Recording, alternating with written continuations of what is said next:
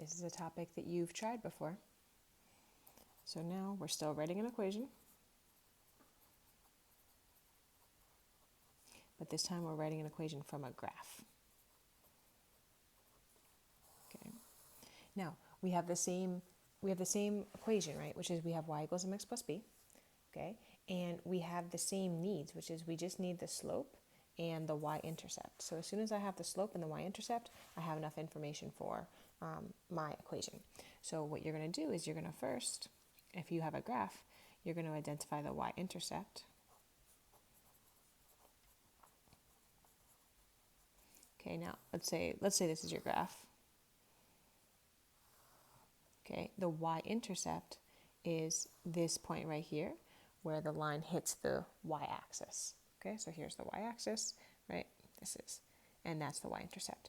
Okay, now the second thing you're going to do, you need a second lattice point. Okay, now we can't see it here, but it's another point where the grid hits the point. Okay, so a lattice point is where there's both a horizontal and a vertical line that hit it. So let's say, right, there's like a horizontal and vertical line here, and a horizontal and vertical line here. So that's the lattice point. And then from the 2 points that you have, you're going to count the rise. Okay, remember the rise is the up and down, and the run, and it's your slope is rise over run. So like here, for example, I would count, it doesn't matter which one you count first, right? Like I could say, oh, it's the run right here and the rise right here, or the rise right here and the run right here. It doesn't matter. Okay, so let's say this though, right? This right here is the rise. And I'm going to even, just so you can see it. If you don't have color, you could just do this in pencil, right? But this would be the rise. And then this distance, the left and right distance, would be the run.